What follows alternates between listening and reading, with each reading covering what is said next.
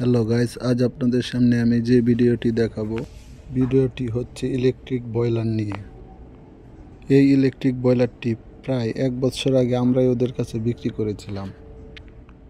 আজ এই দোকানের মালিক আমাকে ফোন দিয়ে বলল যে ভাই, আমার বয়লার মেশিনটি অটোমেটিক অফ হচ্ছে না। ভিডিওতে যে জিনিসটি এখন দেখতে পাচ্ছেন, এটি হচ্ছে মূলত বয়লারের প্রেসার সুইচ। এই বয়লারের প্রেসার সুইচটি খারাপ হয়েছে। আজ আমি দেখাবো বয়লারের প্রেসার সুইচ নষ্ট হলে কিভাবে আপনারা নিজেরাই নিজেদের বয়লার মেশিনের প্রেসার সুইচটি চেঞ্জ করতে পারবেন। এখন আমি এই প্রেসার সুইচটি খুলে নতুন আরেকটি প্রেসার সুইচ লাগাবো।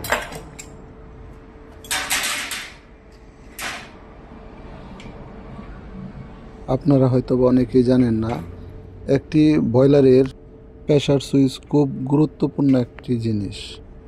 এই প্রেসার সুইচটির কাজ হচ্ছে, আপনার বয়লারটি যখন স্টিম ফুল হবে, এই প্রেসার সুইচটি আপনার বয়লারটিকে অটোমেটিক অফ করে দিবে।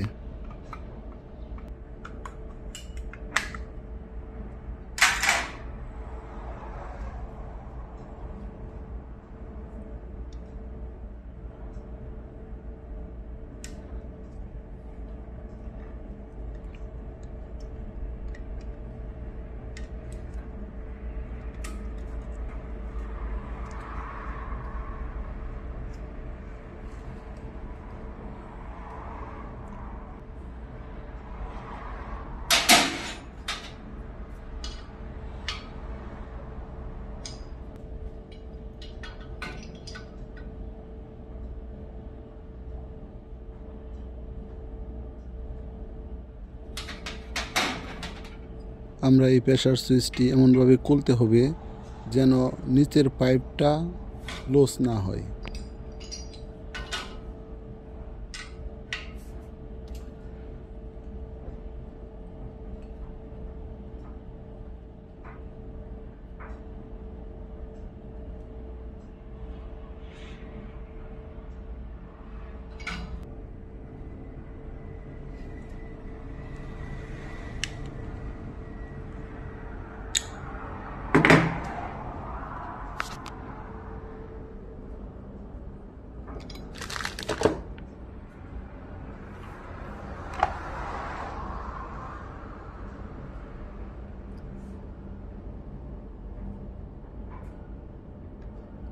দেখেন, এটি হচ্ছে একটি নতুন প্রেসার সুইচ।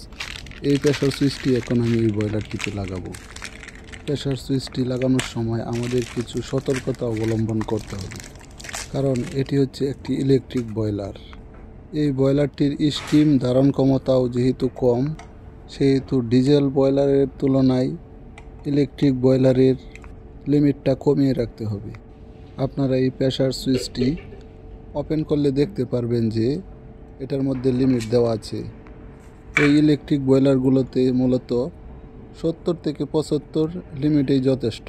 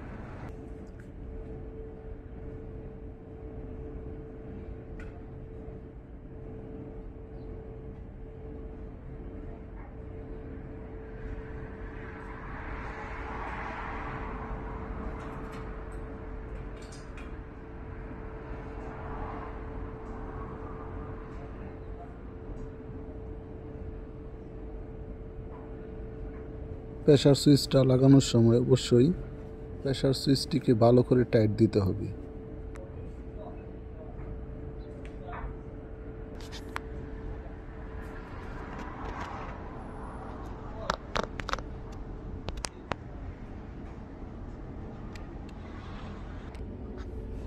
এখন আমি প্রেসার সুইচের তার দুইটি লাগিয়ে নিব।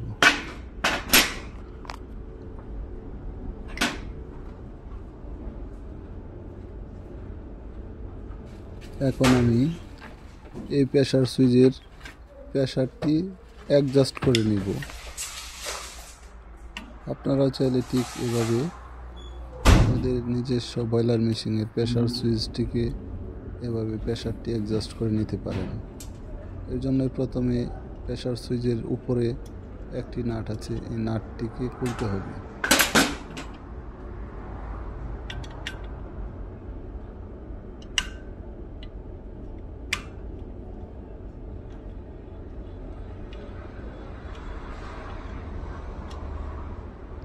আপনারা দেখতে পাচ্ছেন যে এই প্রেসার সুইচটিতে অরিজিনালি দেওয়া আছে 30। এখন আমি তা বাড়িয়ে 70-এর মধ্যে রাখব।